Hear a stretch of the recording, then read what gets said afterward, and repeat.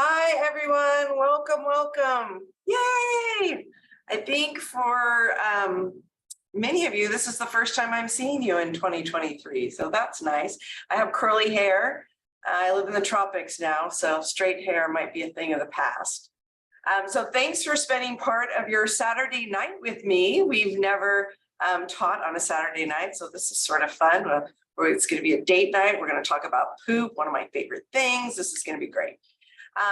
So I understand some of you can't have your camera on, no problem. But if you're able to have your camera on, that's lovely. It's just nice to be able to see you, be able to engage. So if it's possible to do that, fabulous. And you're welcome to ask questions as we go along. I'm definitely going to do a Q&A at the end. Now, as per usual, I jammed too much information in here, so be prepared. There may be a few times you want to take a little screenshot, but no worries. I think at the end, Lily will be able to hook you up with a recording or some slides. So don't feel like you have to frantically take notes when we get into some of the home remedy situations. So if you're new to Zoom, you can rename yourself and you can just put your first name or whatever you want to be called, your elf name, whatever it is. You can put where you're from. That's always fun to see.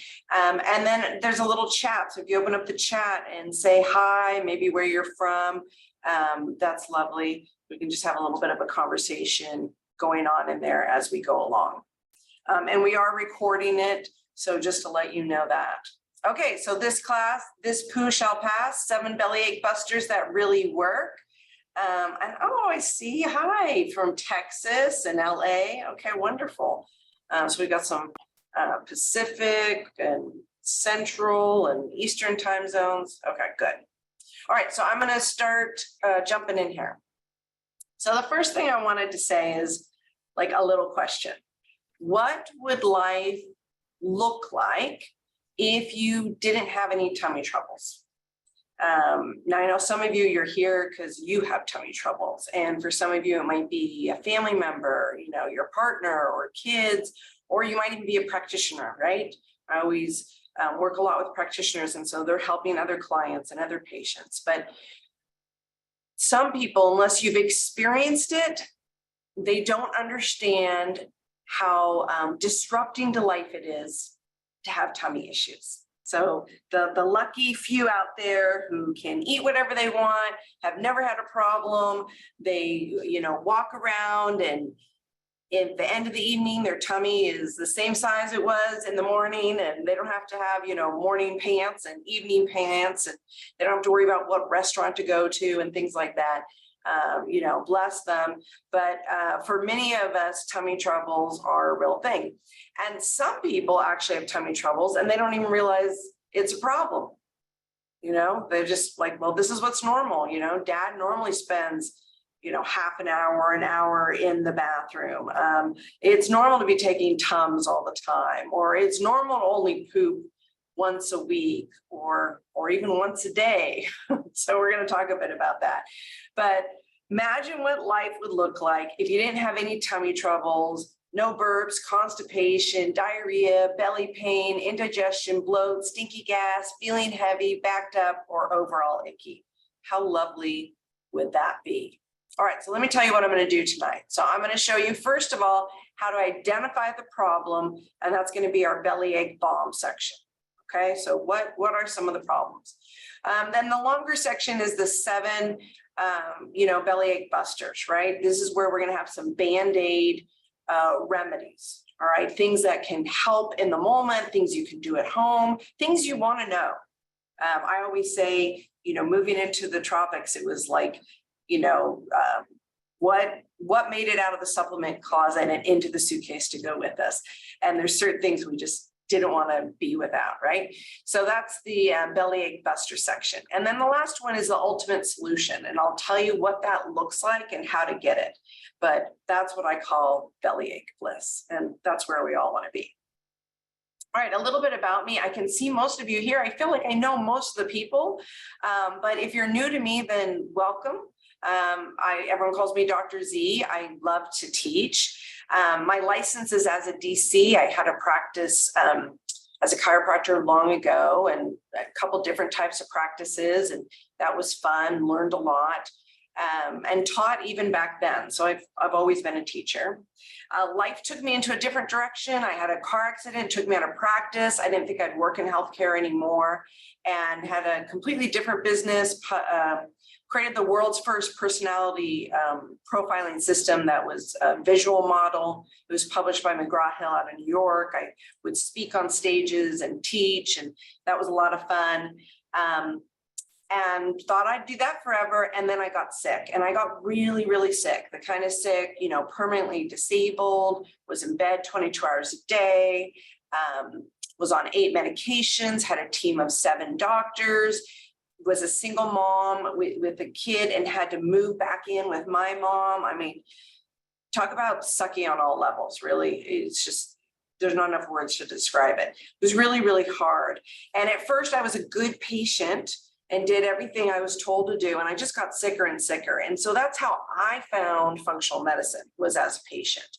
And it took me actually 3 years of research to understand why I had gotten so sick. No one else could solve it, so it just fell on me. I had to be practicing for a while, so I reactivated my license. I had to go back to school. I ordered my own blood labs and other labs to sort of solve this issue. And that's what led to me starting a little clinic, which then became a big clinic that has multiple practitioners now, and I teach. So it's been an interesting journey. Some who know me well know that I also live with an immunodeficiency, and so that sets me up for a lot of not so fun challenges. But it means that, real life and day to day, I understand a lot of these struggles. And that's what drove me to really become a gut health expert around the world. Was working with practitioners myself, studying, digging in deeper, and then really empowered me to be able to serve patients better. So I understand it quite a bit.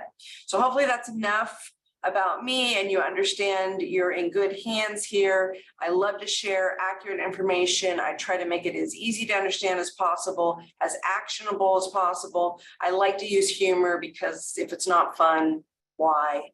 Plus, we're going to talk about gut health and poop, and we have to have a few giggles. But if you have any other questions, feel free to just ask me at the end. All right, so I see more people coming in. Welcome. Here's the disclaimer. Just a reminder, this is a class. So this is not a visit. We don't have a doctor-patient relationship. This is an educational class, and I really hope it's of benefit for you. All right, so you ready? We're going to do bellyache bombs first. And your goal, as you look through this section, not too long, I'm going to get through things quick, because I'm really excited to share some awesome surprises with you and to talk to you. Like, I don't want to be the only one talking, right? So this is your goal in this section. Look at it and just think, do you have any of these symptoms? Or is there something that you're putting up with that you're thinking is normal? Maybe you've just, had constipation for so long, you're like, whatever, I'm used to it. Or, your partner's gassy all the time, you think you just have to live with it.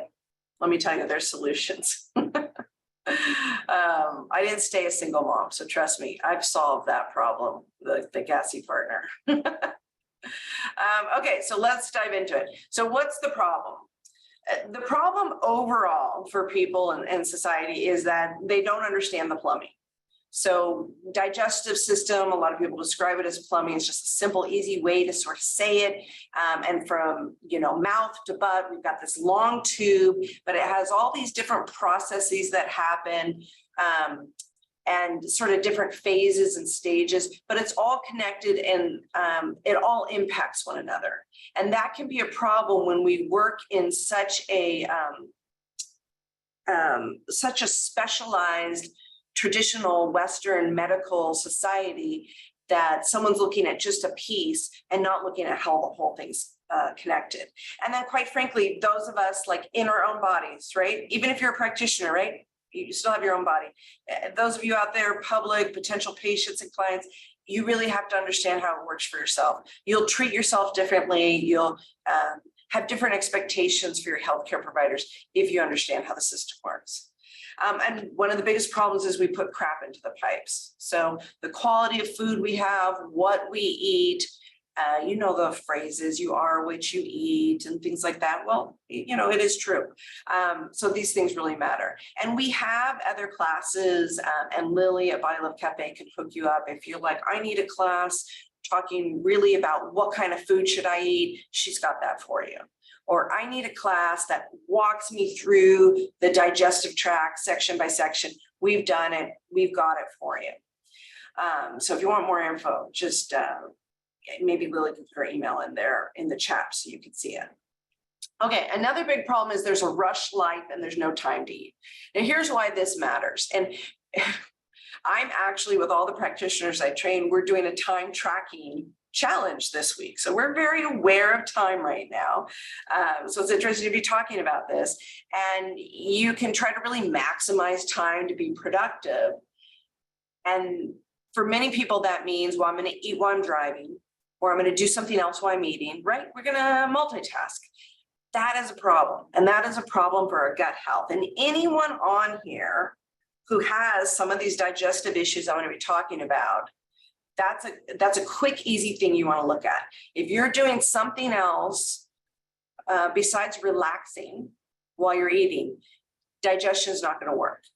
So we have these different phases in our body: a sympathetic state, a parasympathetic state, and the sympathetic is our go, go, go. It's our drive, it's our stress, it's our fight, right? And then the parasympathetic is, you know, music and chandelier and lying in a hammock and healing and rest and digestion.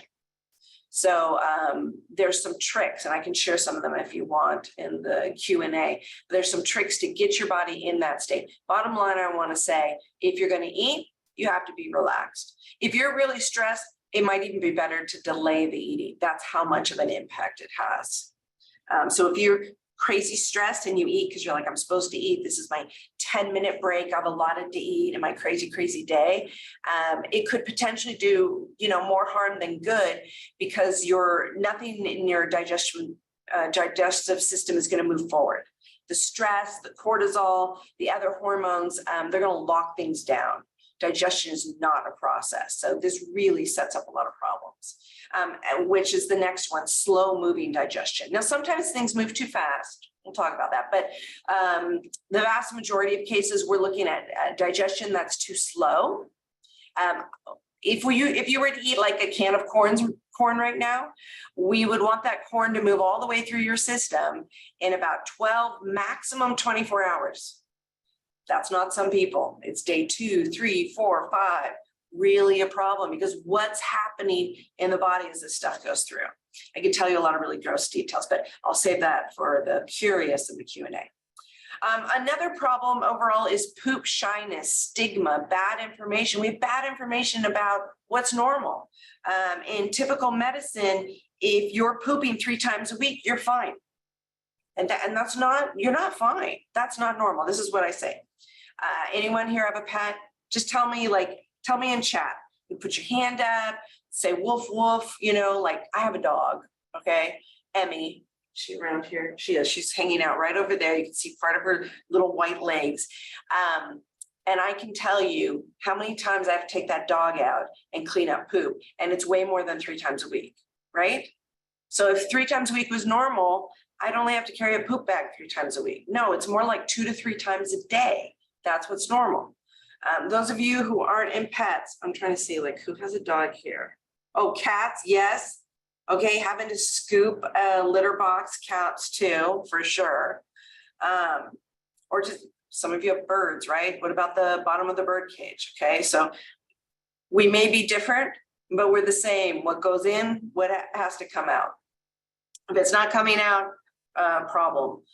There's an old saying, I can't remember which Asian country this was from, but if you have big poops, you have small hospitals. You have small poops, you need to have big hospitals, okay? Another thing is, if you don't have animals, how about babies? You know, maybe you have a kid or you're around a kid. How often do you have to change a poopy diaper, right? If you only had to change a poopy diaper for a baby 3 times a week, you'd be in the emergency room. Okay, so we have bad information about what's normal. We have bad information about how we even sit on a toilet and the position our knees are in and how that impacts our musculature and the ease at which we can, defecate, release the poop. We have poop shyness, like I'm only going to poop at home. And so if I have to go anywhere, adults and children have this. I won't poop at school at all. I have to go home. We have to deal with that because that's not good to, be holding it. Anyway, lots of stuff about that, or just not talking about it. Like we don't talk about health in our family. So no one knows what's normal or no one knows how to ask for help. And then there's sort of extreme remedies. So if you go to a lot of traditional Western medicine, they say, you're fine, nothing's wrong with you, get over it. Or, maybe big antibiotic or antifungal balm, like just something that's a bit more extreme that not everyone might need, or a really strong laxative and not getting to the course of the issue. So this is, really what's setting us up for problems. So I just want to share with you a little story all about Mary. One of my previous patients, name's changed to protect her identity, but she came in and she had constipation since she was a teen. She was now 42. She was soon to get married and she was miserable. So she had a wedding coming and she was absolutely miserable. It had started with constipation, and then she got diagnosed with IBS, irritable bowel syndrome, very typical. I could teach a whole class about that and tell you what we've learned and new things going on. And then she ended up with fibromyalgia, right? So she had IBS, she was really constipated, she started getting pain, she's getting sort of this autotoxemia, the toxins are not getting out of her body. She gets diagnosed with fibromyalgia. Then she ended up with chronic fatigue syndrome. So really exhausted, having a hard time working. They diagnosed her with chronic fatigue, also told her she was a hypochondriac and, a lot of other, tears and misery. She gained a lot of weight. So she was about 40 pounds overweight by the time these, couple decades had stacked up. And then she got injured. She wasn't able to move as well anymore. She's achy. You can sort of see the picture, always bloated, constipated, and she ended up on disability. And so that's how she showed up in my office and was about to get married and was not feeling very excited about getting in a white fluffy dress. So, did an eval. In functional medicine, you really go deep. We did that. We looked at everything, not just like what were your symptoms last week, but this whole sequelae of what had happened. We made some food changes, dealt with some very specific targeted supplements for her, and focused first on getting her bowels moving. We needed her to be able to poop. She ended up losing 40 pounds. Her pain was gone. Her skin completely cleared up. And that wasn't even something she had mentioned at the beginning. You could see it, but it was like subsequent visits came out about how much this really bothered her. She was embarrassed at the thought of having photography at her wedding, not just because of the weight, but because of the skin issues. She had more energy, and she said she felt the best since high school, and was thinner than she had been in high school. So the cool thing was a year later, I got to see her wedding pictures, all happy and bright. So that was lovely. Okay, let's get in to some of these bellyache busters. These are, you'll see, I'm going to call these Band-Aids because they don't fix the problem and they aren't long-term solutions, but these are things you want to know. They can help you feel better in the moment and bring you some relief right now. So that's sort of your goal for this next section. What might bring you some relief, and what is your body trying to tell you? So just like give me a little wave or put in chat, like, hell yeah, you want some little remedies, some of my little home secrets. Some of these are from, clinical experience and study and research. Some of them are very, practical, sort of in the field, having to solve problems in the moment. I'll take some Band-Aids. Okay. Yeah. So magnesium citrate can help. The problem with magnesium citrate and magnesium oxide is, well, twofold. They can be a little aggressive sometimes long-term. There's some other magnesiums we prefer to use. They can work well short-term, and they can interfere with your body's ability to retrain the bowel. So A lot of people are insufficient on magnesium. I'm going to mention it, but there's a specific kind we want to use for long-term supplementation. And water is always great. You're right on. Okay, so let's jump into this. So what's the Band-Aid? So the initial goal is you want a normal bowel movement. You might have a lot of other health issues going on, but we want a normal bowel movement. So if you eat 2 to 4 times a day, you know, you might do 3 meals and a snack. You might do 2 meals, whatever you do, about 2 to 4 meals a day is most people's average. That means you want to poop about 2 to 3 times a day. Food goes in, poop comes out. You don't want rabbit pellets. You don't want waterfalls. You don't want to strain, struggle. You don't want pain. It should be easy and effortless. And that's the #1 goal. So the Band-Aids are going to help with that. All right, so #1, we're going to talk about loose stools and diarrhea. Now, with all of these, I'm giving you some little home remedies, but you always want to rule out the bad boys. Like if someone had diarrhea from food poisoning, we don't necessarily want to stop the body's natural response to getting things out, right? We do have to make sure that it's not excessive, the person has support, their electrolytes were okay, things like that. But just because someone has diarrhea, it's not always like, let's just flat out stop it, which is why Imodium can be a problem. I don't know if you've ever taken Imodium, maybe let me know. Anyone? I mean, back in the day before I knew anything, I definitely had Imodium and I thought it was the best thing ever because you could go on vacation, take one Imodium, you're like, I'm gonna poop in a week. You know, I don't even, I'm going to Hawaii. I don't need to poop the whole time I'm in Hawaii because I took Imodium. Not healthy, okay? All right, but here's some home remedies that will help with loose stools or diarrhea. Bentonite clay, charcoal, zeolite mix. One of my favorites is Ultra Binder. There's other ones out there. If that's something you want, reach out to Lily. She'll hook you up. I could probably even reach and show it to you. Yep. So it made the trip. It's right within reach. That's one of the things I don't go anywhere without. And sometimes it might sit on a shelf for 6 months and not be used, but it's such a valuable supplement to have on hand. I'll always have it for some family members. Someone's going to need it, right? There's many other uses for it too, and you need very little. It's a short-term thing. It's not a take. It's a short-term targeted thing, but works fabulously. Chamomile is helpful. You can always use a tea. A supplement's going to give you a stronger dose, right? But you're at home, you feel a little loose stools, chamomile can help calm the spasm that's going on in the bowel. Saccharomyces boulardii, if you use Designs for Health, one of my favorite supplement lines, it's called Floromyces. Lily, can you give your link and share your discount code if anyone wants it? Hope you don't mind. I'm just like, please share your discount code. But if you could do that, that'd be great. So Saccharomyces boulardii is great. It's a non-pathogenic yeast. There's times to use it, times not to use it. It's helpful for someone who wants to increase sort of overall bowel immune health because it helps to increase SIG-A, secretory immunoglobulin A, which is all in your bowel and your nose and your throat. But it's great for loose stools, traveler's diarrhea, things like that. Probiotics can be very helpful. So sometimes people have dysbiosis because there's an imbalance of the flora in their gut. There's a lot more I could tell you about that. I'm going to give you an example later of a targeted bacteria overgrowth causing loose stools.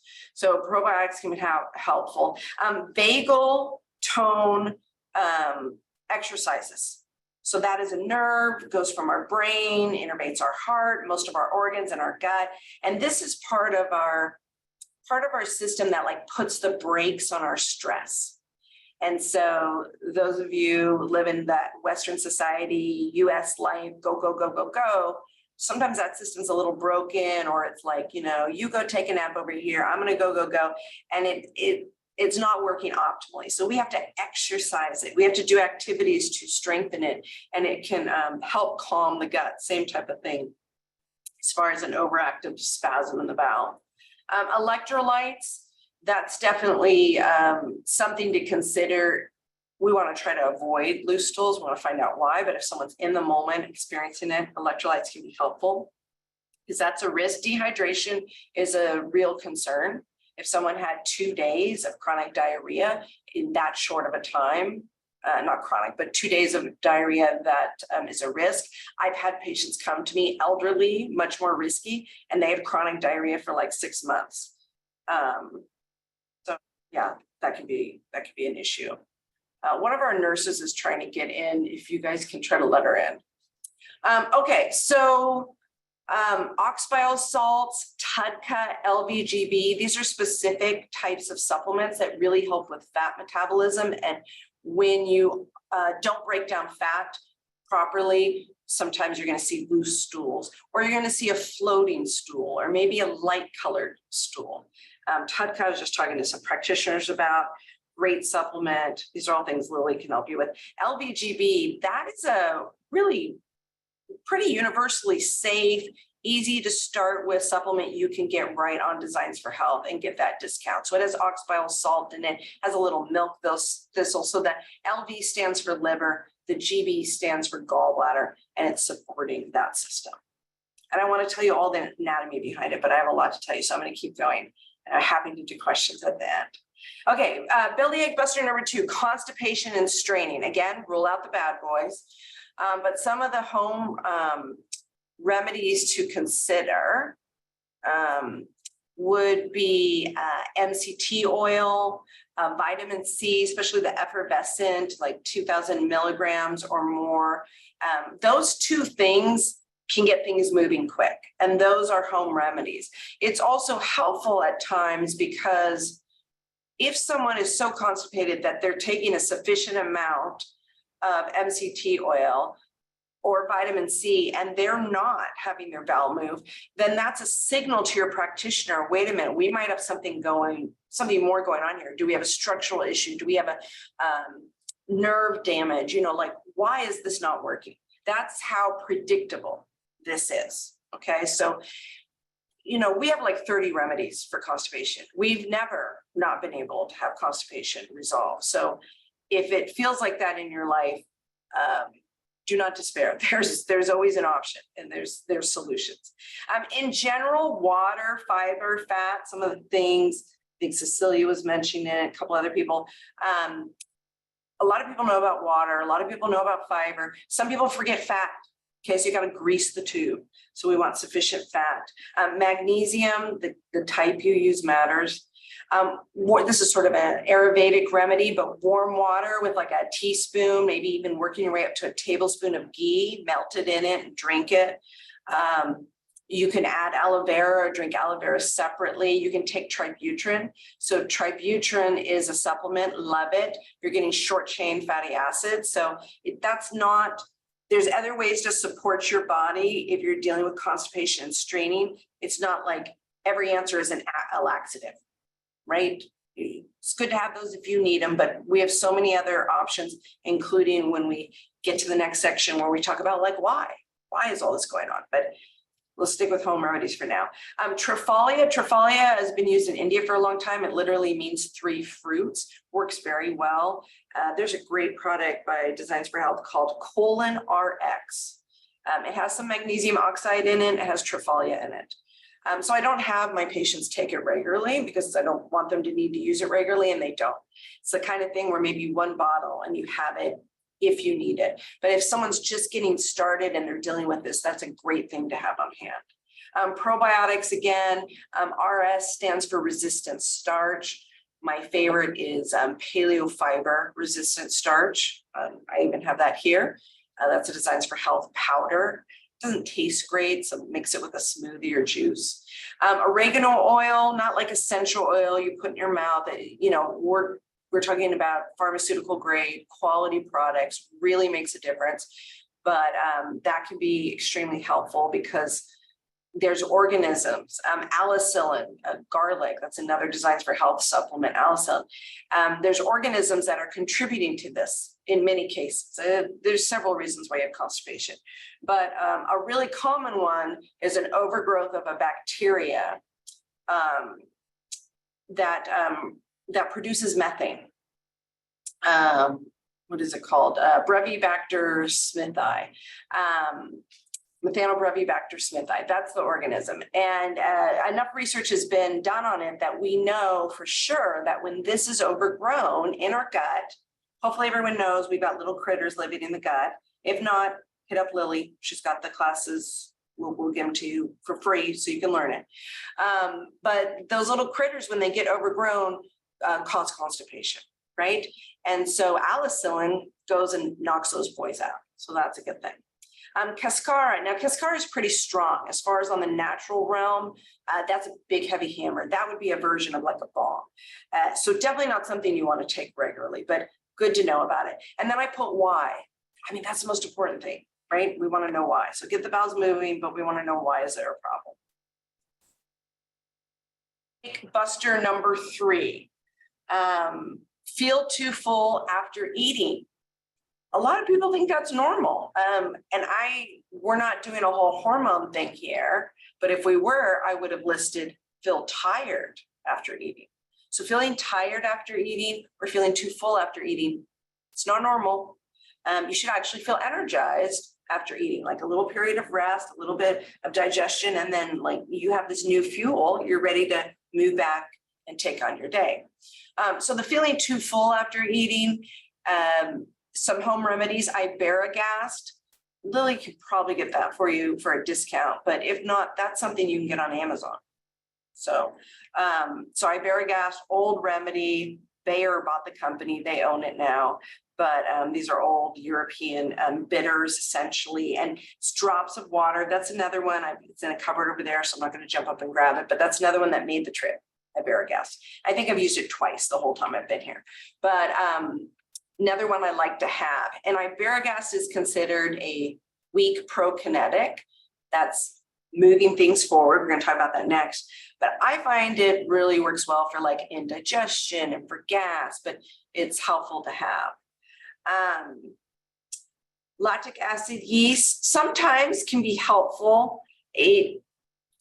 For these remedies, it's not going to do much in the moment for these remedies. It might be part of your bigger overall gut health protocol, like once we know exactly what's going on inside. But most of what I'm listing here for you in the Band-Aids are things like, I feel miserable right now and I need something to help me get through the moment, get through the day, get to tomorrow. And that's why I call them Band-Aids. So bitters in general, there's some cultures that, drink a bitter drink before having a meal. Cinnamon can be very helpful. Has to be the right cinnamon. Prokinetic, I was just mentioning that when we talk about a prokinetic, it's an agent that stimulates what's called MMC, the migrating motor complex. It's this wave that takes the food from your tummy, your stomach, and pushes it into your small intestines. Has to go all through small intestines. We, absorb all our nutrients. That's the longest path, distance-wise, not time-wise, and then it needs to get into the colon, right? So, so we have this wave, and a prokinetic can help stimulate it. Well, if part of that system is not working optimally, things just sit in the stomach. So that's not fun. Another reason things can sit in the stomach is not having enough stomach acid.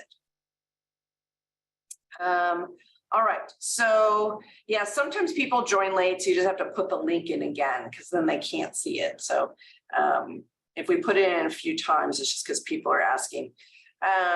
Okay, so motility activators, one example I gave, a supplement with ginger or fresh ginger. You can make a ginger tea, mint, peppermint, things like that.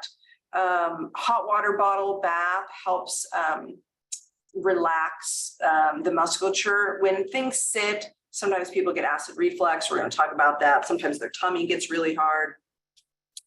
Visceral rub is CMT.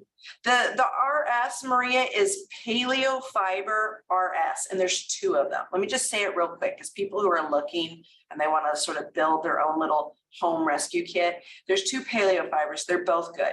One paleo fiber, very high quality. It's more of your like traditional fiber and, to help get things moving. But some people that can contribute to bloat if they have bacteria in their small intestines. So that's when paleofiber RS might be desirable. And some people use both, but this is why you have two different versions you get to choose. Paleofiber RS means resistant starch. So the ingredients are different. And when you look at it, you can see both of the ingredients. But a resistant starch, for the most part, everyone's unique, but for the most part, I see less of the bloating response with patients. Okay, so visceral rub, visceral massage. Some of you, some of the practitioners that are on do body work. So really someone who understands visceral massage and learning how to do it yourself can be quite helpful. Even if you don't totally know the anatomy and all of that, just understanding like from the left at the bottom, like where your leg is, it moves up. Or sorry, the right of your body, I'm like looking at the video. The right of your body where your leg is, it moves up and then it moves across to the left and then it moves down. So like that's sort of the movement of the colon, also known as the large intestines. Sometimes some yoga poses or roll. I'm bouncing because I'm sitting on a big yoga ball. So sometimes rolling on a yoga ball with your belly, you know, things like this, or little roller balls. You can get those from Amazon called the Miracle Ball method. Those are great to have. And movement, you know, when things aren't moving forward, the worst thing you can do is lie down. And you feel like you want to lie down because you feel crappy. David's showing one of the Miracle Ball, if you can see his camera or not. I think because we're filming, you probably can't see that video because mine's pinned.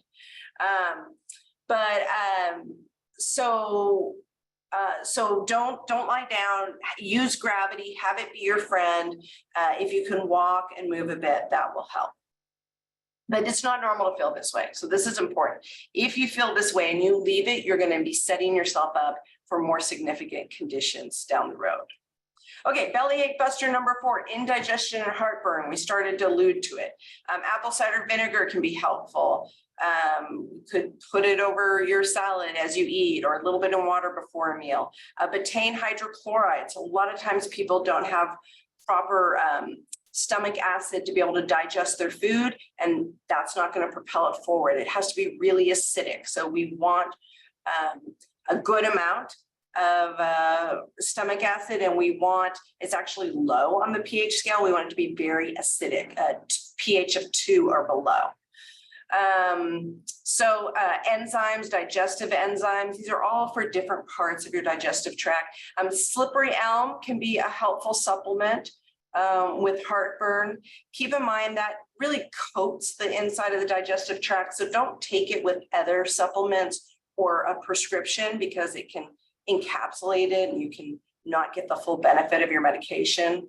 Iberogast, I mentioned earlier, can be very helpful. Smaller meals, right? If you're working on the digestive things, smaller meals, give it a chance to digest. Stopping eating 3 to 4 hours before bed, using DGL. That's a supplement you can buy straight out. Designs for Health is DGL. You can get it in a powder. But I'm going to recommend, if someone's dealing with this, that you consider GastroMend HP. And you can talk to your practitioner about it, or you can email Leah Lee and all the other practitioners and coaches at Body Love Cafe. But that's one of my personal favorites is GastroMend HP. And I don't want anyone on it long term. So when I'm advising people to get it, I'm usually saying get 1 bottle, maybe 2, right? This is not, if you're buying like Digeszyme, a great digestive aid, and you're getting a discount, stock up, you know what I mean? You're probably going to be using that one for a while. But GastroMend, 1-2 bottles max is usually plenty. It's a temporary thing, but that has DGL in it and a couple of other ingredients. So that would be my first choice. Home remedy, baking soda can be helpful. We don't want you having Tums all the time. You feel better in the moment. It is a Band-Aid, but it's going to create bigger problems later. Same with baking soda. Use it as a Band-Aid, not long term. Charcoal needs to be deglycerized licorice is DGL. It needs to be food grade charcoal. There's a certain supplement I like it in, but you can buy it separate too. Aloe vera is great. It's definitely something I've used a lot. I'm going to save that magnesium question for the Q&A, Linda, but I will get to it. I'll tell you about different types of magnesium for sure. Watch for the sugar content if you buy aloe vera in a drink, like out of the fridge section of the store, but you can get it in a drink. You can get floating pieces. It helps so well with digestion. But my favorite you could probably get on Amazon is a food grade, liquid aloe vera. And you might even start with like a teaspoon of it. So talk to your practitioner about it, but very, very helpful, very soothing. Really great for the whole digestive tract, but especially we're dealing with indigestion, heartburn, and then bitters before eating. Okay, let's see, where are we? We're going to number 5. Okay, so bloat, one of my favorites. One of the biggest classes I ever taught, had over 1,000 participants, was all about bloat. And you can see that it's a long, long class, okay? So 3 hours. It was supposed to be an hour, but everyone kept me on so long. And I finally just had to cut off the Q&A, but it was about a little over 1,000 people, and 400 of them were practitioners. So I did a really detailed class about bloating. You can see it on the Body Love Cafe website. So we sort of broke the internet with that one, but it's really good and practitioners love it. It's very detailed, very serious guide. If you have chronic bloating, especially that bloating pattern where you start out the day, you feel okay, and then as the day goes on, you get more bloated. By the end of the day, you feel like you look pregnant. There's more going on here, and you want to work on it. You need a practitioner to help you. But here's some tips, home remedies. The prokinetics, we talked about it, moving things forward, iberogast. LDN, now you need a prescription for that. Depending on what clinic you're working with, Body Love Cafe, one of the other ones, they can hook you up, make sure it's right for you, but that stands for low dose naltrexone. And I can answer more questions about that in the Q&A. Belly breathing, you can see that right on YouTube. I can give you an example right now. If you just sort of like look, sit up straight. Those of you who got your camera on, play along with me. Sit up straight and then just take a breath and breathe into your belly and stick your belly out like you're trying to look like Santa Claus or something, right? So breathe in, fill it up, stick the belly out. And then as you breathe out, pull your belly button in against your spine. So it's a little bit, feels counterintuitive. And then just practice it again.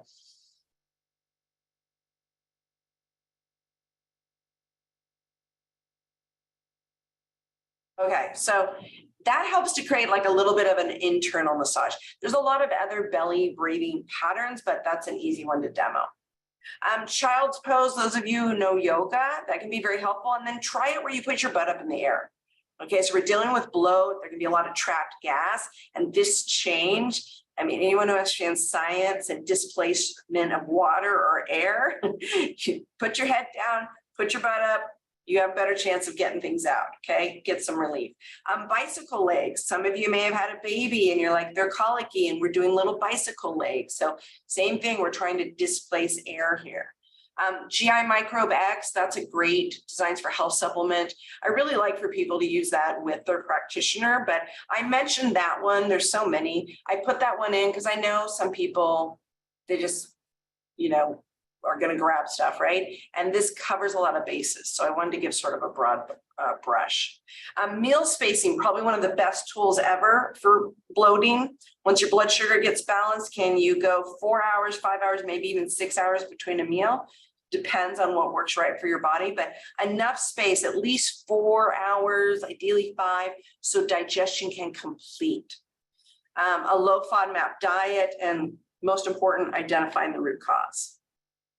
Okay, number 6, a painful bowel movement and hemorrhoids. I'll tell you, over the years, thousands of patients, you wouldn't believe some of the things I've seen. If you think yours is the worst, I promise you I've seen worse. And we've been able to help them. There's always an answer. Sometimes it's a little tricky to find, but you can find it. So painful, these people are usually constipated, or they have like rough edges,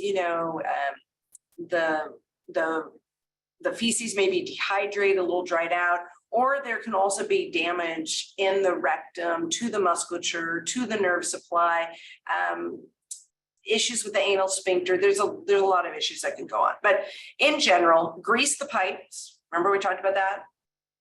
We said water, fiber, fat. So grease the pipes, ghee, MCT oil, some slippery elm, some aloe, some berberine. A topical that you can get on Amazon, maybe even Target, is Mother Love.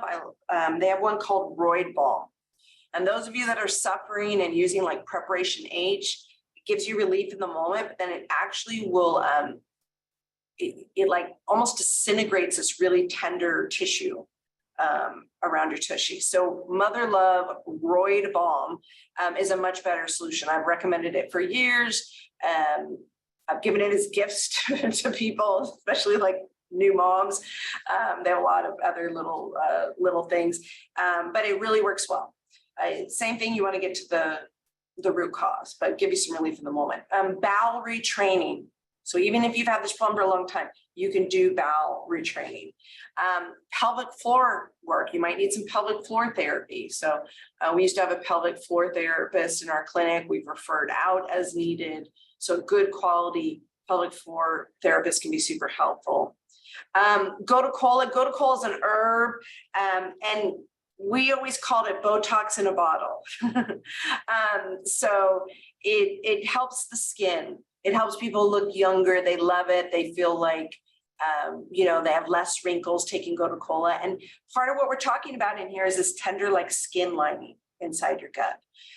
Horse chestnut, because we're talking about hemorrhoids, I could tell you the whole mechanism of it, maybe in the Q&A, but horse chestnut is excellent. Calendula, sometimes bowel rest. These are all things your practitioner can tell you more about. We have them in some blends, Maria, or we can get it by itself. So just ask Lily, she can help you out. Depending on what your need is, a blend that brings a couple other ingredients in and is targeted towards something might be the best solution and the most economical. Sometimes we want to just grab that single ingredient. So when I figure out what you need. Belly ache buster number 7, our last one, and then we're going to get into the next section, is an allergy response to food. This is more common than you think. So, someone eats food and they immediately feel awful afterwards. They get hives, something starts swelling. They, and I'm not talking about like an anaphylactic reaction, right? They get a rash. Sometimes they have to run to the bathroom, and that's an allergy response. So temporary things that work well is Histaese. Another one, I could probably grab it, that made the trip with me.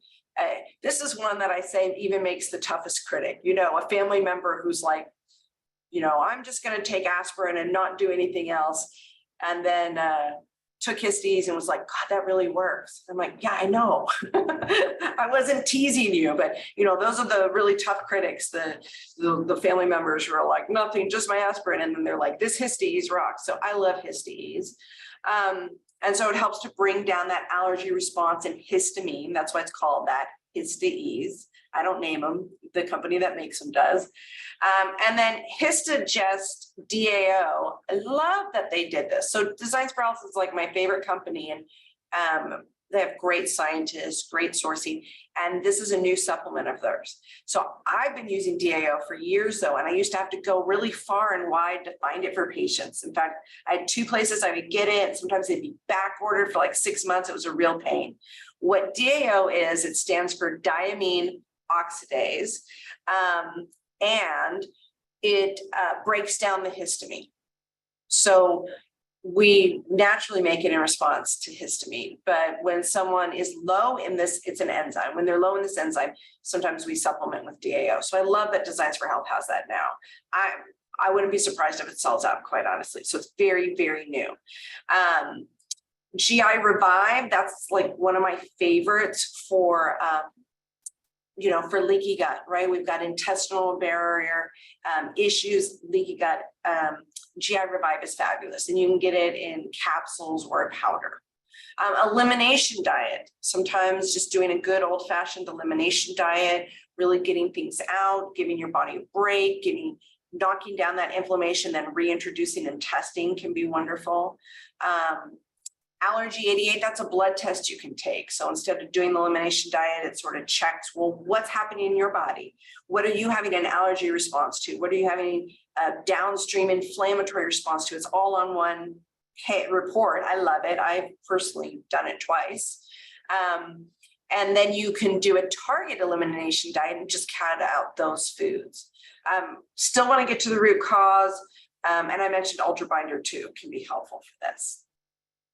All right, I know some good questions are coming, so Lily's going to grab those and we're going to make sure we get all those in the Q&A. Okay, last section. Won't be too long here, but bellyache bliss. This is where we want to be.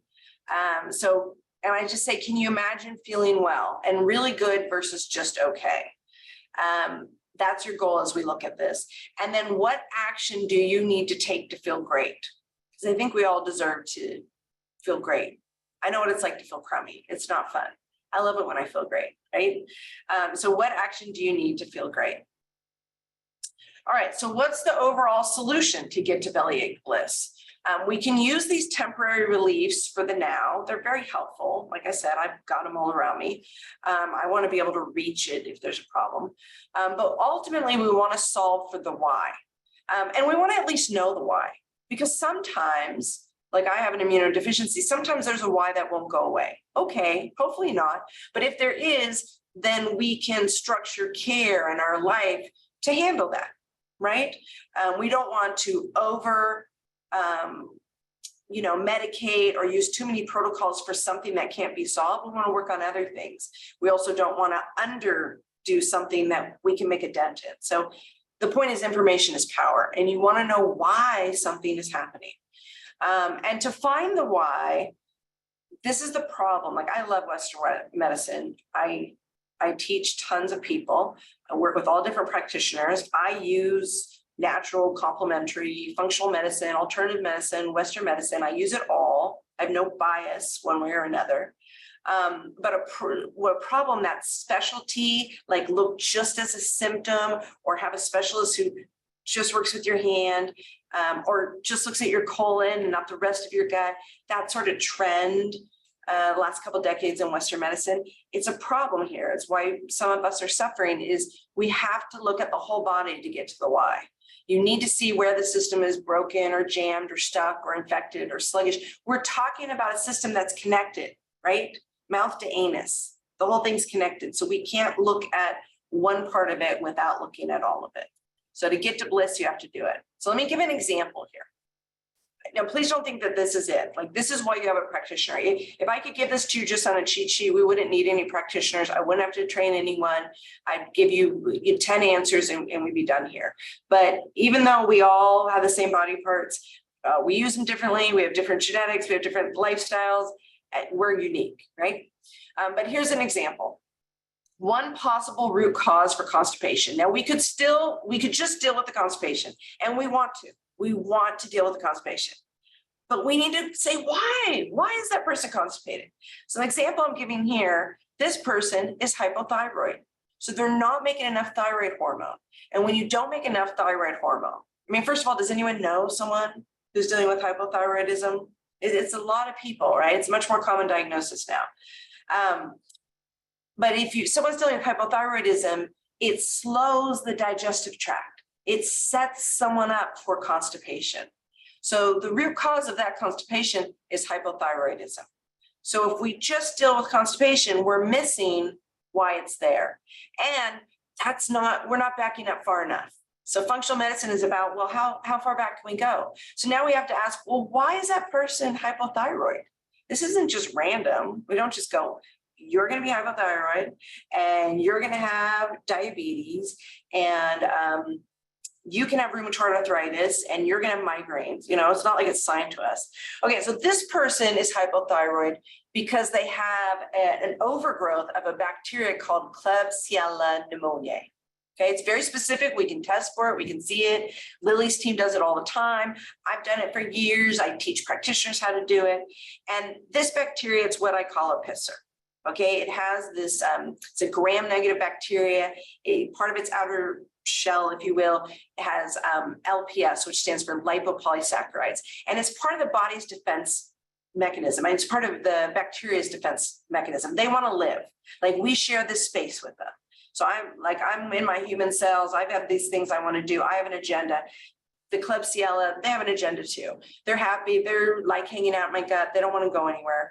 And like how a skunk has a smell as a protective organism, or a porcupine has, these pin needles, it has lipopolysaccharides, and it makes me feel crummy, but it's part of how they hang out longer. They have many mechanisms, by the way, to hang out. We could talk about biofilms and things like that. But those lipopolysaccharides, they're going to make me feel crummy in my gut. And then if I'm having some gut barrier issues and it gets into my bloodstream, boy, I'm really going to feel it. And you can get allergy symptoms. You can get anxiety. Oh my gosh, is this a contributor to anxiety? Eczema, acne, and what we call the autoimmune state. So we have research, we know this, we know that this overgrowth of Klebsiella pneumoniae sets people up for autoimmune conditions, and it's traveling through the blood, and the thyroid is a high blood supply. It's a very important little gland, really very important to the body. And so the thyroid is impacted. So now we know, okay, wait, this constipation is actually going all the way back to Klebsiella pneumonia. So we've gone back a couple steps, but we still have to go, wait, not enough. We have to go, well, why did that thing get overgrown? Why did that bacteria get overgrown? And this patient is because they had poor stomach acid. So part of stomach acid is not only to digest your food and keep things moving, but it also helps protect you against food and waterborne bacteria. So this person's constipation started with poor stomach acid. We could even go back a step farther. Why they have poor stomach acid? I could tell you what led to that. Okay, so here's another example. Possible root cause for loose stones. In this example, this patient had gallstones. Pretty common. I've had lots of patients with it over the years. So if we just use one of those remedies for, loose stools, diarrhea, fine, that's helpful in the moment, but we don't want to mask what's causing it. In this case, it's gallstones. And then it's not enough to just say gallstones. A lot of people say, well, just get your gallbladder out. That is not an accessory organ. It has an important function in your body. And sure, most likely you'll survive without it, but it's going to affect your digestion and how you break down every meal for the rest of your life. So if we can keep it, that would be ideal. Sometimes it has to go, but a lot of times you can keep it. And so then you want to ask, well, why does this person have gallstones? Well, in this case, they had poor fat metabolism and they had excessive cholesterol. That's what made the gallstones. And this was impacting their liver and the gallbladder. Liver makes the bile, stored in the gallbladder. There was excess cholesterol, formed the gallstones. Still not enough. We wanted to ask, well, why did that happen to that person? In this person's case, they had low thyroid hormone. When you don't make enough thyroid hormone, it signals the liver to make more cholesterol.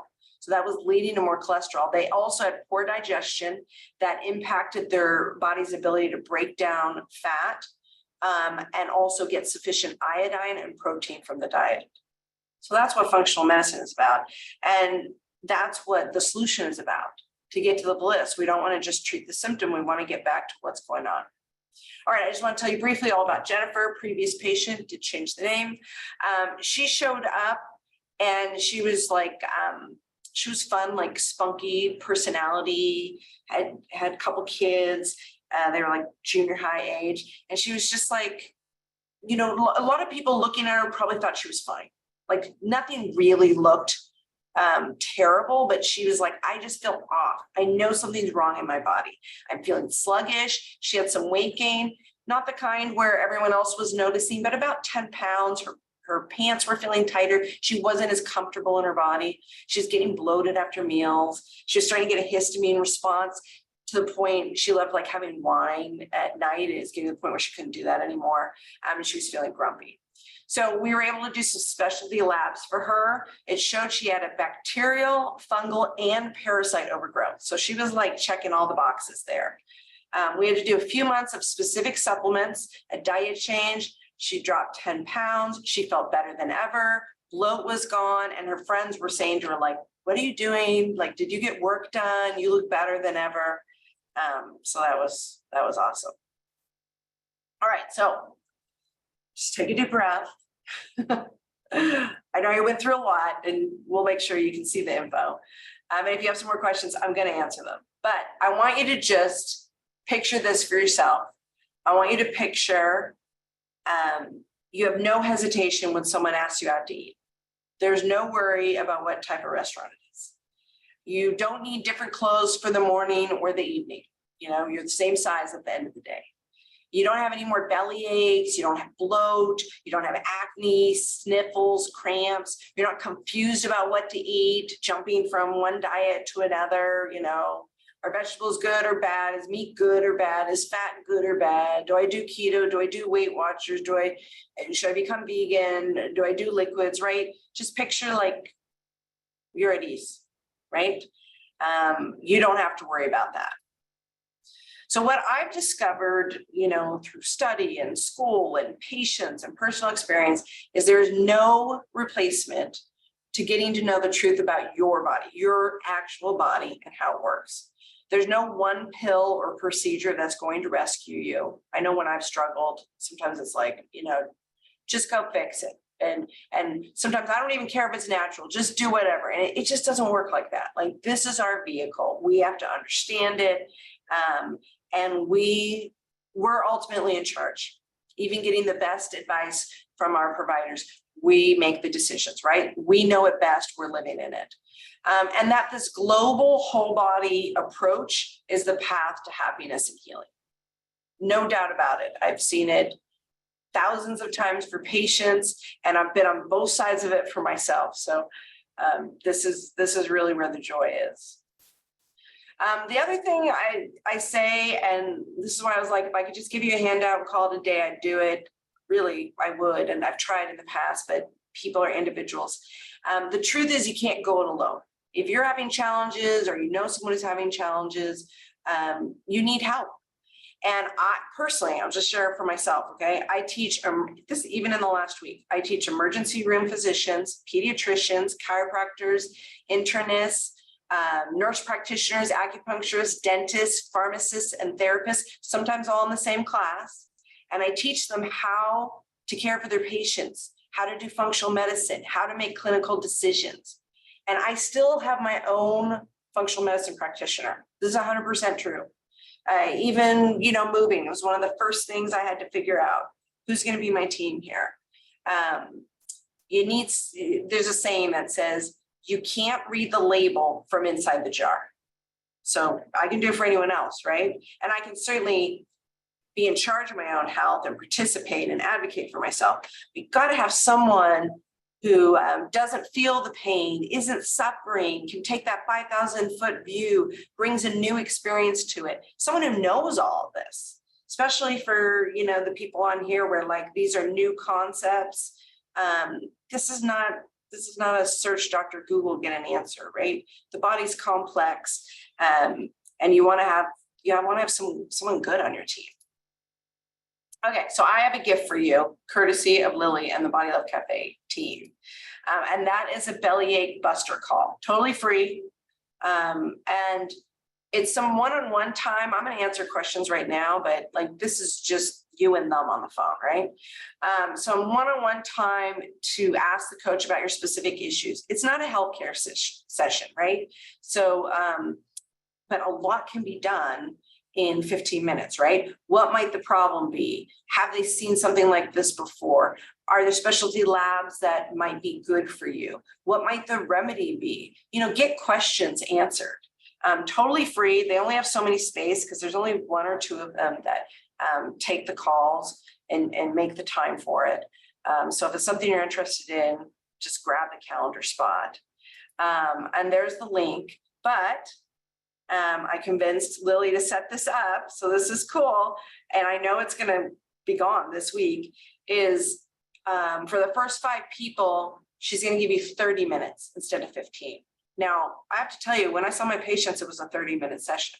So 30 minutes is a lot of time to really get through things and start talking about like, what are the struggles you've had? How might they be able to help? What worked for you in the past? What didn't? What's on the horizon? Like, do we have some new research coming in this area? Maybe there's like an easy solution. You didn't even know about it. You need someone to talk to, right? You need someone to hear your story also. So for the first 5 people, instead of 15 minutes, you get 30. So that's the link there. So just use that. I think Lil put it in there. Yay. Okay, so now I want you to think about 6 months from now, what I was telling you before.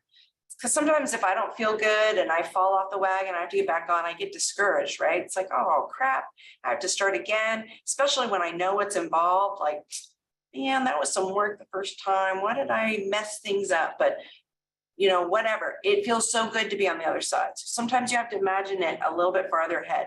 So if you're feeling crummy right now, think about 6 months from now, you can go out to eat again and it's not big trauma or drama. You don't have to change your clothes in the middle of the day. You don't have to lie flat on your back after eating because you're so stuffed and bloated you can't move. You don't have to hide from getting your picture taken because you're so overweight and feel like there's no hope, or you have acne and allergy response and it hurts, and or you're getting cramps like you eat and you're like, why does it hurt? Or you're totally constipated and you don't want anyone to know and you're keeping that secret from everyone. You don't have to suffer. So just imagine for a moment, 6 months from now, you're not having that pain, you know? It could be physical pain, could be psychological pain. We know a lot about the gut. We know a lot about the belly. Some of these things, like, it's an easy fix. Some of them are more involved, but get some help, get a partner in it. Don't suffer alone. All right, so that's the belly ache buster call. Again, just the first 5. Looks like one's already gone, so we're down to 4. So the first 4, you can get 30 minutes. If you miss getting in to be the first 4, you can do a 15-minute, get some questions answered, ask them some questions. If you have some other issues, that's fine too, but really let's focus on the gut. It's such the source of our health, and such an important thing for feeling great, feeling fabulous. All right, now I know we have, we're down to 2. So there's only 2 left that are 30 minutes. So if you want it, snag it. Now I want to be able to answer some of those questions. You guys had some great questions coming along. And you might have a question right now. That's all good. Lily, can you feed me some of the questions that I might have missed as we were going through? Did you catch any of those? Or maybe David did.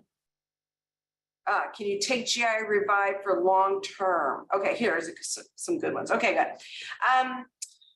GI Revive, yeah, you know, it has 18 ingredients in it. So I want you to ask your practitioner and really go through it. Some of them, if you need to take it longer, no problem. Others, you know, maybe we hope you only need it short term. The bigger question is, why is someone needing it long term? Okay, so now in all honesty, GI Revive is one of those 6 months to a year. That's not surprising.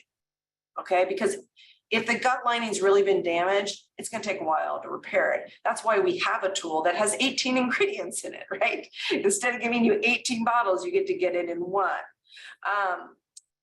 But if someone's taking it like longer than 2 years, and some supplements like Gastromen, we hope you use it for a month and you're done, right? But if someone's taking a GI Revive longer than 2 years, then what I want to know is something missed as to why they're still having leaky gut issues, and can we do something about it so they don't have to keep taking it? Is there anything else we can do to offer a more permanent repair? Or does this person have some type of issue that they have to sort of live with leaky gut? You know, they have a genetic issue, or they had a surgery, or, you know, there's something that you can't just wipe away or resolve. And that's fine. If we know that, then maybe GI Revive is going to be part of their long-term protocol. But I'd want to know as a practitioner, I would want them to know as a client, so we can really set up their life and make their health as optimal as possible and empower them. Okay, so let's see. Have you heard that veggies can cause gut issues? So that's a pretty broad statement. Let me break it down. Any food can contribute to a gut issue, right? Because we have to digest all of them. When people say veggie causing gut issues, they're usually you know, maybe they're a carnivore diet or keto or high protein, and we can't put a broad brush on vegetables as a whole and say they're negative. We also can't put a broad brush on vegetables as a whole and say they're great.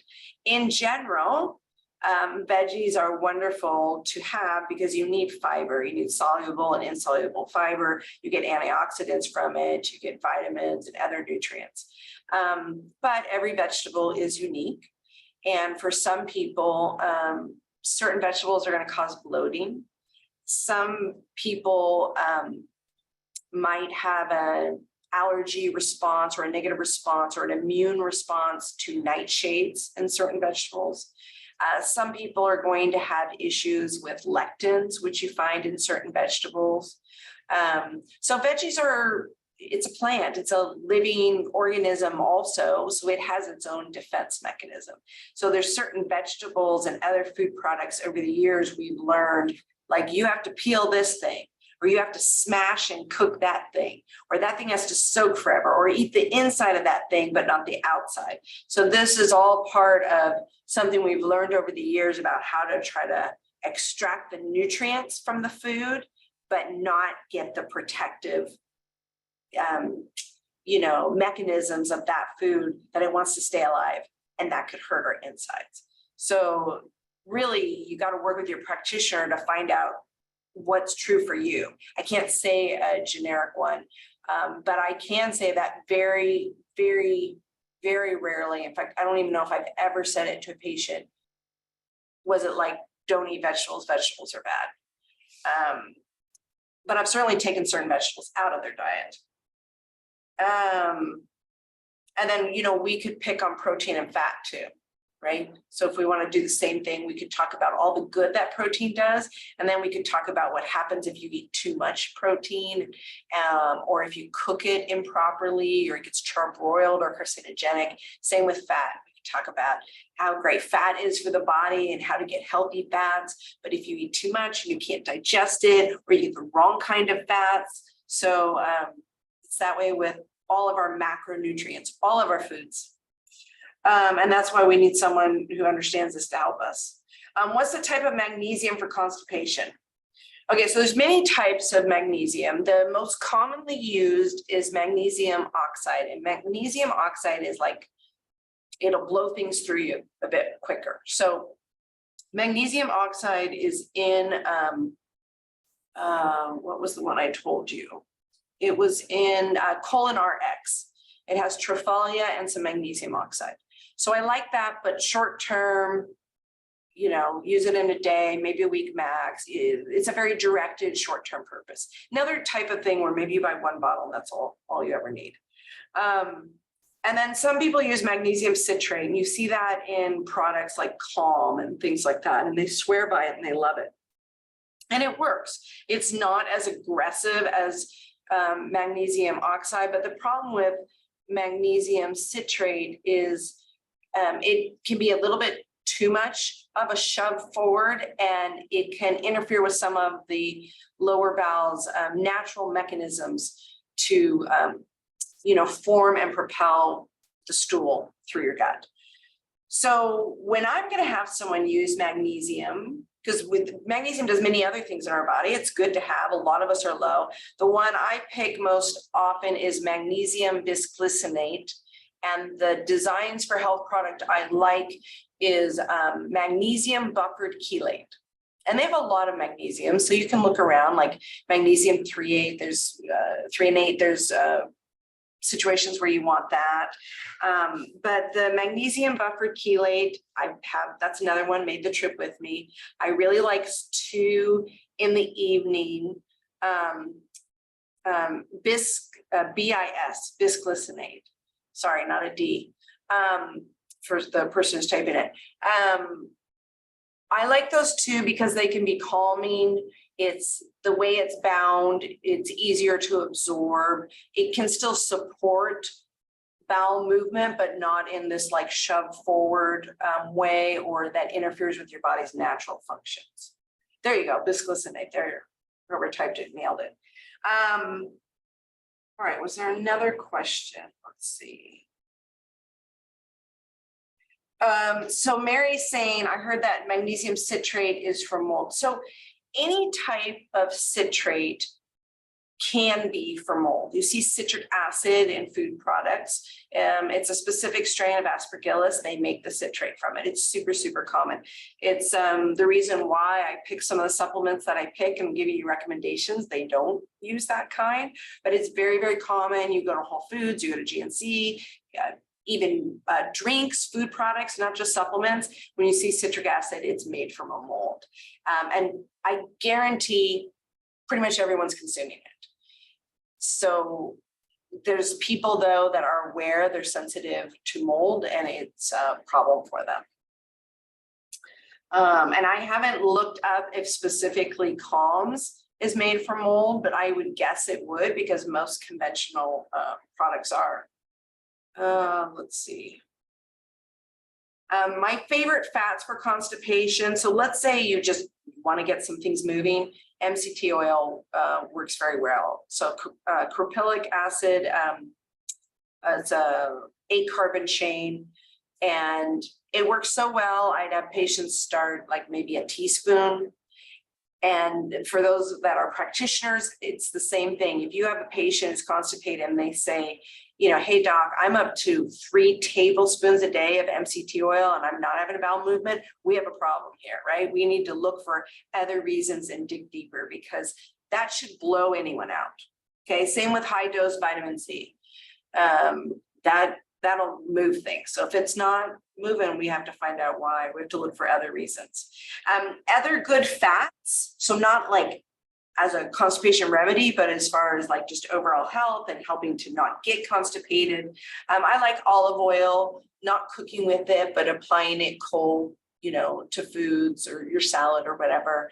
I like coconut oil, like for cooking most often, or eating coconut, avocado, olives. Those are probably, guacamole, in the land of Mexico. Those are probably the fats I use most often. And then like if you eat fish, if you have a good quality fish, a fatty fish, that's great. Or if you have a good quality like pastured chicken and have the skin, the fat, or you render it, that can be good. What is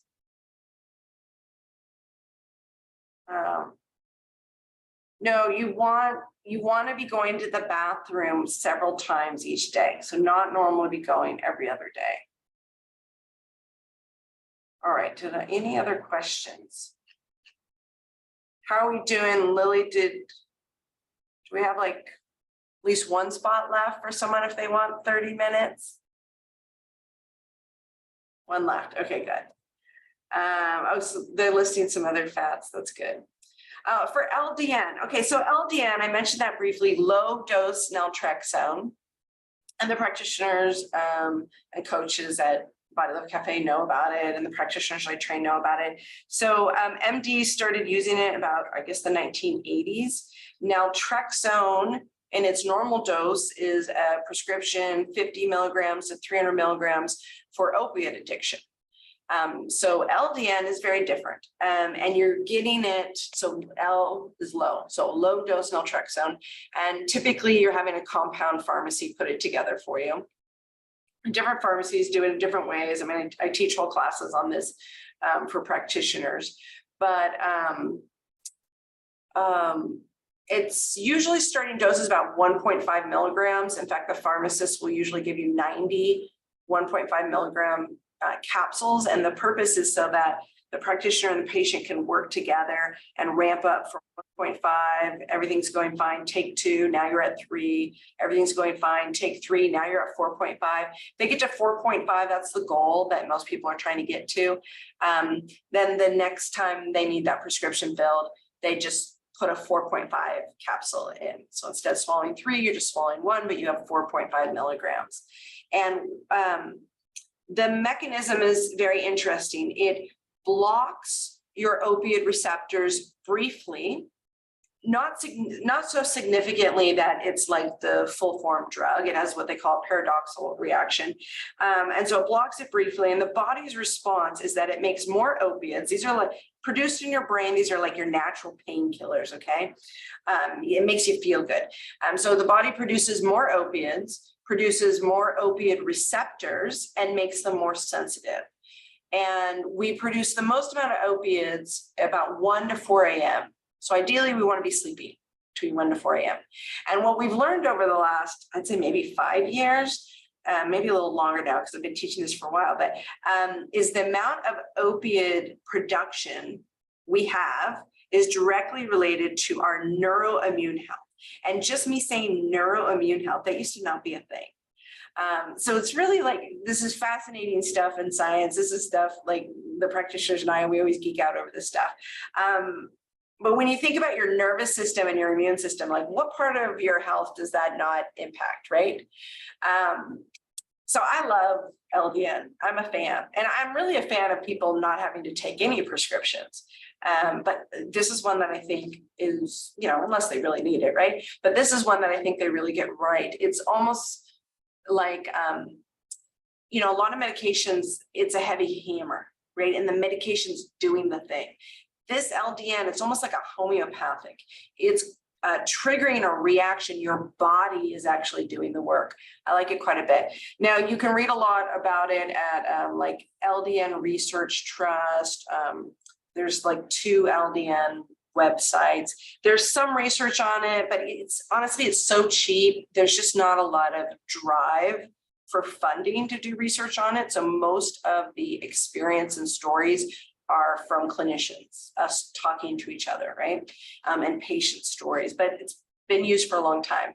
And there's a book you can buy, the LDN, whatever, I can't remember, but just search Amazon for LDN.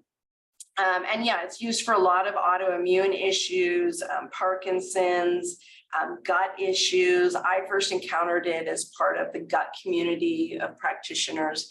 So it's considered a prokinetic, but personally, I consider it a weak prokinetic.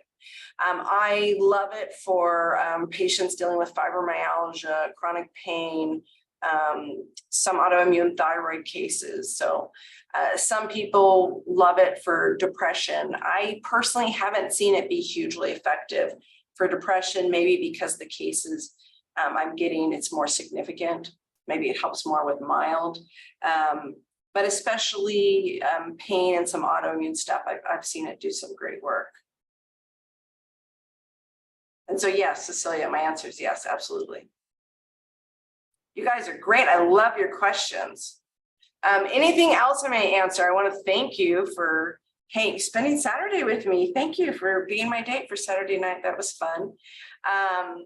And honestly, I want to acknowledge you. I love being silly and making it fun and joking about poop, but I really want to acknowledge you for taking some time out of your Saturday to learn about this. So, great job, you, right? Like you're the one who gets off and you live in that body. And I hope that the information that I've shared is something that you'll just hang on forever. Like now you'll know it, and maybe eventually you'll become like me at Thanksgiving table talking about this stuff and irritating the rest of your family members.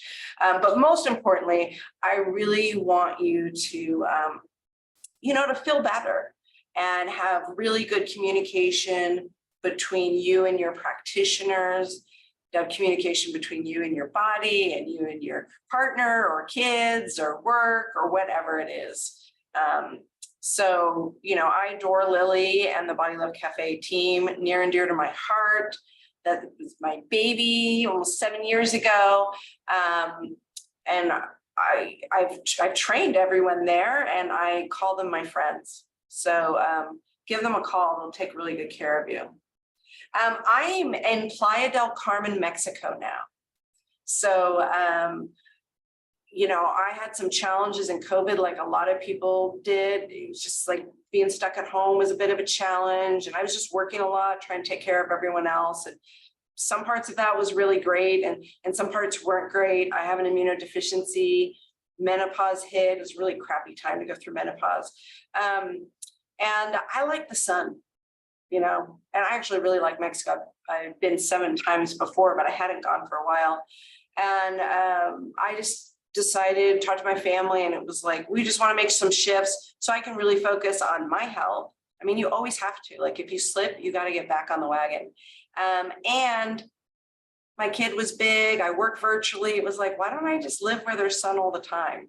So I know some people like the cold weather, but I'm so happy. And my family is hysterical because they're like, wow, you really picked the winter to move, because they're dealing with cyclone bombs. I mean, we never even heard this term before, atmospheric rivers and things like that. So just good wishes to anyone really struggling with that. But I was very grateful to be here where, you know, if you have to work and you have to get, you know, take care of yourself and figure out all the health stuff, at least it's a nice, lovely sunny day.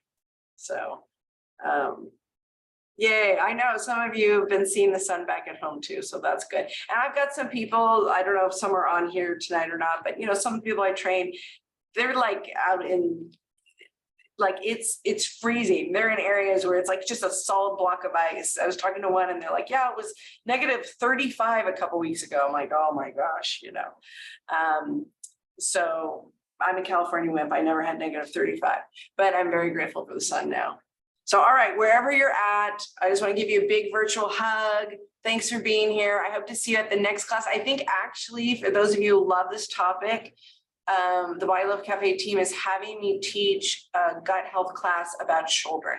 So for those of you that have kids, or you know, mommies or daddies that, you know, it's this kind of stuff, but a little person. So it's really quite different. And there's not a lot of traditional support. Like if it's not a disease and your kid's constipated or crying, or they have a diaper rash or eczema or whatever, you know, whatever, use a cortisone cream, that's it. So I'm going to do one just really about children and gut health and constipation. And so I think that's in a couple weeks. So maybe some of you will be back. It's not a Saturday night, but if you want to be my Saturday night date again in the future, we'll figure it out.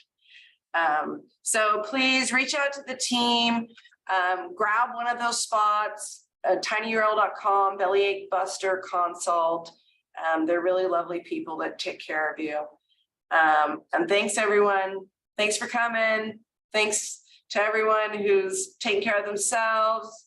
Thanks to some of the practitioners I see. So great. You're taking time and doing such a good job for your patients. So kudos to you too. All right. Bye everyone. Have a good night.